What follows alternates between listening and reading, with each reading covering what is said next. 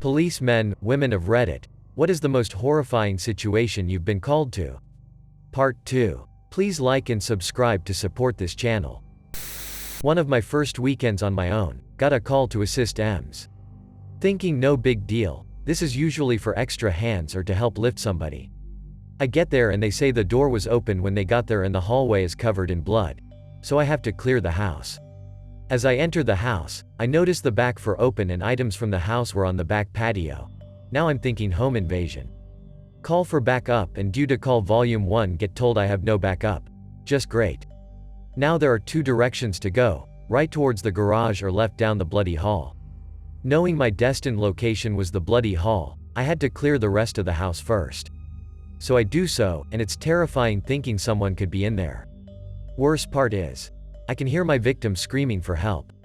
But not a normal scream, like a painful, hoarse and muffled scream.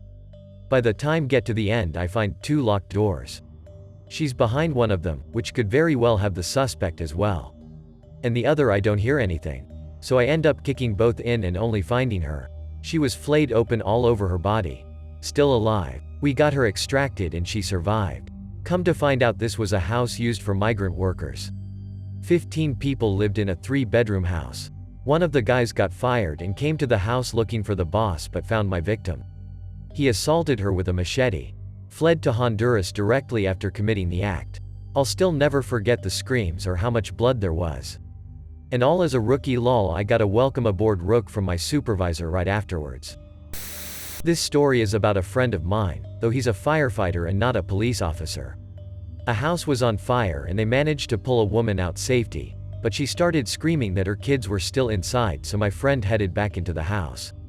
After about 10 minutes of searching he found the 2 kids huddled up in a closet on the 2nd story. He wrapped his arms around them in an attempt to pick them up, but their flesh fell off in his hands. He quit after that call. Hasn't been the same since. Does fire rescue count? My dad and 2 uncles were called to pull a body out of a major river where we lived in the middle of winter. It was my grandfather's body. He had jumped off the bridge after losing his job during the recession. My one uncle threw up, the other one was immediately pulled to shore, and my dad tried to keep a straight face to help his brothers, but when we walked through our front door I saw the biggest tough guy the first nose sobbing uncontrollably on the floor. They all say they've never felt anything more shocking, horrifying, or traumatizing than pulling their father's bluish-purple body out of the river. Not me, but back in high school we would have an assembly where officers talk about the dangers of drunk driving, share gruesome images taken of accidents caused by drunk driving, etc. They would always have a Q&A afterwards, and someone would always ask what their worst story was. This officer would always share the same story. Starts out as a typical teen story where someone is drunk and causes an accident. Only this time the officer arrives on scene and finds a girl who's been ejected from the car and was basically cut in half, but somehow still alive. Of course she's scared and in shock, and asks if she's going to be okay, and of course he lies to her knowing that she's going to go at any moment. He sat with her even after she'd faded and waited until paramedics arrived because he knew this girl, and would have to tell his daughter that one of her closest friends had died that night. Not sure about the other students, but that story shook me up every time. I worked as a crime reporter in NYCCA. 2010. I had a few very memorable nights. First night out, a guy had committed suicide by jumping off a 30-ish story building. Landed head first near a playground. Luckily at night, it was a mess. I teamed up with a local newspaper guy, I was TV, to collect facts. I was full of adrenaline, running around like crazy. The newspaper guy was a veteran of this shit. After 20 minutes or so he came back and said he left a note. He was depressed about losing his custody of his kids. He was just a waiter though, nobody important. I can't blame the other reporter in hindsight. You've got to be callous to do the job. I quit after less than a year.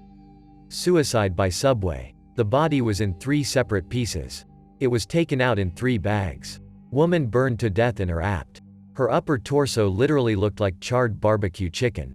She was alive as they wheeled her out. The sounds she made struggling to breathe were fucking terrible. End on a positive note.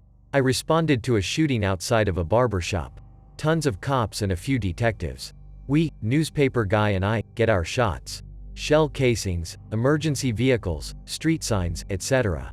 A civilian comes up to us and says, "Hey, there's a few drops of blood on the sidewalk over there. I tell apartolman and point out the spot.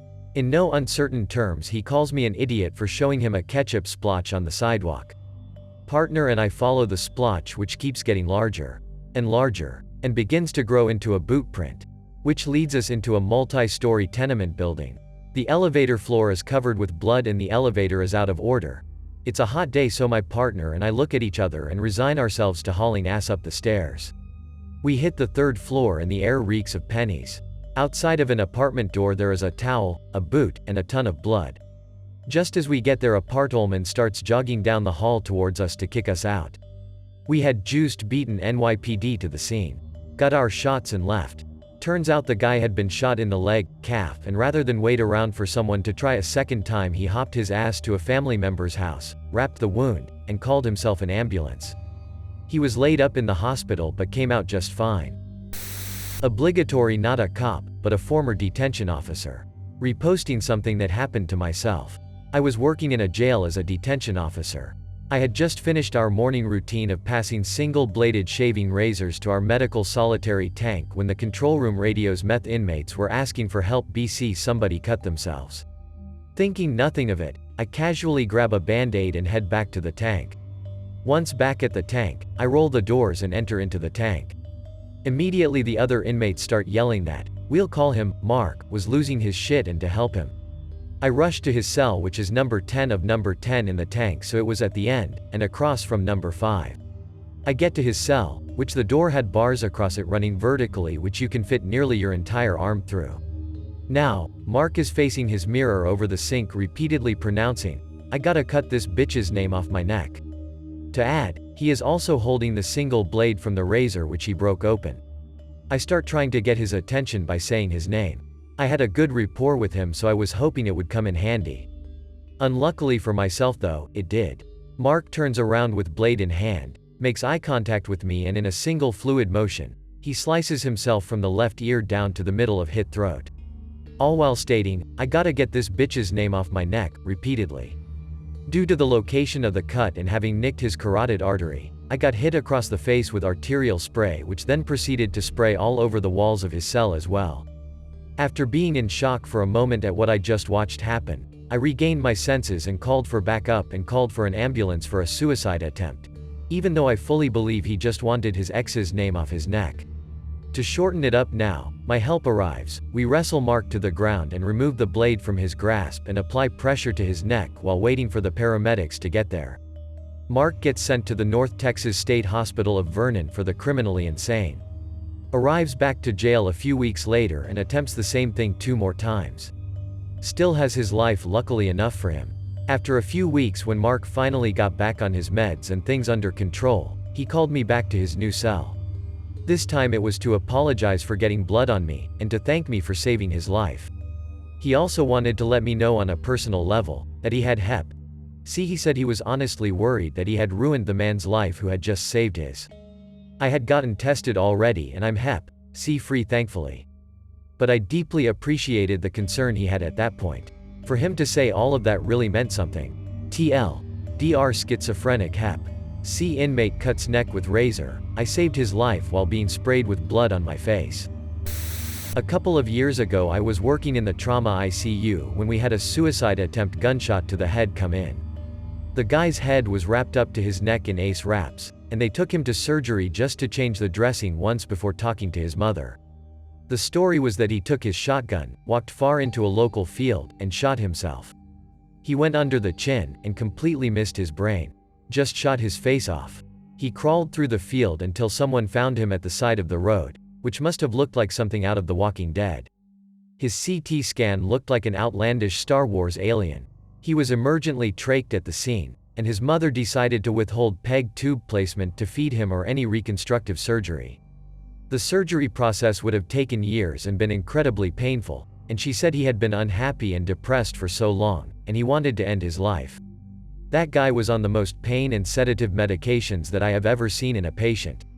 He was on 2 different sedatives at extremely high doses, one of which I haven't seen since, an incredibly powerful pain medication, and a paralyzingly agent, because he would wake up, thrash around and hurt himself. His ear canals were destroyed, so he was deaf, blind and dumb. and he was still breathing on an oxygen collar, with no ventilator support. It took him 2 or 3 months to die. It was awful. He basically starved to death on medication. The smell was terrible too, because they didn't change his bandages for fear that he would bleed out, so he just smelled like a rotting tampon. His mother stayed with him until he died, slept in the room and everything. One of the worst cases I've taken care of. I don't know if this explicitly fits the thread as it was fire department rather than police, but here it goes. My dad and one of his best friends were volunteer firefighters in the 90s. My dad still is, 40+ years active at the age of 63. His station got a run called in for a bad accident. A semi-truck fully loaded with sugar beets had run a red light, and absolutely destroyed the Geo Metro that had entered the intersection. At this point in time, the way the call procedure was set up was that there was a designated group of guys who would go to the station to get the actual fire trucks, and the other guys would carry their turnout gear in their own vehicles and go straight to the scene. The intersection this accident occurred at happened to be the closest major intersection to both my house, as well as my dad's friend's house, so they were the first 2 guys on scene. Turned out that the woman who was driving the car that got hit was my dad's friend's mother. He arrived and found his own mom decapitated in what was left of her car. He quit the fire department shortly after that, and policy about going to the station first was revised as well. Not a cop, so I hope this is okay, but I work in a prison and I know the story of how one of my former inmates was caught that horrifies me. He raped a baby girl, a few months old, to death. He was caught because he had to call an ambulance himself because his penis got stuck inside her. How he got it in to begin with, I have no idea, nor do I want to know. Just hearing that story makes me feel sick. I can't understand why someone would do that, and it's horrifying. I can't imagine how the poor EMTs and officers felt upon going in to see that. If I was one of them, I think I'd quit after that. Started as a ride along during the academy, summer of 2006. Had to complete a couple hundred hours. The academy was through a college, so they had slightly different requirements but still got post-certified. Showed up to do the RAL and was immediately smiled at by the officer I rode with. Not a good sign. Come on man, let's go. This takes place in a small town in the Potato State. Usually really quiet with the weekly drunk calls and some drugs too. This was different. We showed up to the already cordoned off house and walked in. There was blood everywhere. CSI had already been there and collected the stuff they needed to, so we didn't really have to be careful where we stepped, other than to preserve our own clothing, shoes. We walked around the house and it was like someone had taken a paint roller with red paint and hit it with an air compressor. Red spatter in every room but the kitchen and dining room. The stench hadn't set in yet because it was just a short time prior, I later learned. We eventually made our way to the basement where the worst scene took place. It truly looked like tomato soup with rice and puddles on the floor and spatter on the wall. What happened? Husband found out the wife had been cheating on him, so he went to his buddy's house and asked to borrow his shotgun. He waited, had breakfast at a local restaurant, then went back home. He knocked on the door and the wife answered. He shot his wife, point blank in the chest. While Quentin Tarantino, SP, has it wrong with all the gore, it's still fairly close when it's point blank. He proceeded up the hallway and killed his kids in their rooms. The cheater confronted him in the hallway and he hit him point blank too. He then went to the basement, turned on the radio and shot himself in the head. I specifically mentioned turned on the radio because it was on softly as we entered the basement. I guess no reason to turn it off, so the CSTs didn't. I Can't Hear, If You're Going Through Hell, by Rodney Atkins without memories coming back. TL. Dr. First Murder, suicide scene, won't eat tomato soup or listen to country ever again. Not police myself, but interacted with police on this one. Was sitting in my apartment very nearby to a major street in my town. At about 2 a.m., I hear a massive crash sound from outside, and all the power in my building goes out instantly. I rush outside, and it's dead quiet, and pitch black, streetlights were all out. A ways off, I see the silhouette of a car wrapped around a telephone pole, and start walking toward it. About 50 or 60 feet from the car, in the middle of the road, I stumble across the driver's body. Right about this time, I'm trying to figure out what to do to help, and I feel like I'm going a bit crazy because something seems off about this body. A bunch of people from my apartment complex are running out to where I am right about this time, and I'm just stooped over the body, kind of in shock. A woman comes up behind me and starts screaming. Then someone else starts shouting at me, "Did you check for a pulse? Check for a pulse. Do something." It must have snapped me out of the shock, because as I'm searching for the person's neck, I realize there's no head. That's what was so off about the body. Still stooped, I look down the road a bit, and there's a person gently prodding something round and coconut-sized with their foot. Head found. So I stand up and start to walk back to the sidewalk. The person yelling at me to check for a pulse is still raving, and I just take them by the shoulders and say, "There's no pulse, because there's no head." In hindsight, it wasn't very delicate of me to say it that way. So I head back to the sidewalk, and the fire department and cops are pulling up right about this time. Pretty quick response time. Since we were very close to both stations, they asked who was first on the scene, and a few people pointed to me. They asked me if I found the body that way, and if I saw or heard anything useful for them. I told them simply that I didn't have anything to add that they couldn't plainly see for themselves, and asked if I could go back to my apartment. They were kind enough to let me without needing to take a statement or anything. At the time, I was dating a doctor who worked in emergency medicine, and when I spoke to her about it the next day, she was a bit concerned about how it was affecting me. I said that it was probably nothing compared to what she saw every day, and she said she agreed, but she knew that most normies don't see that stuff often. The whole ordeal just made me sad, and the idea that there are people who have to deal with it every day made me even sadder. God bless the folks who help us pick up the pieces after the horror.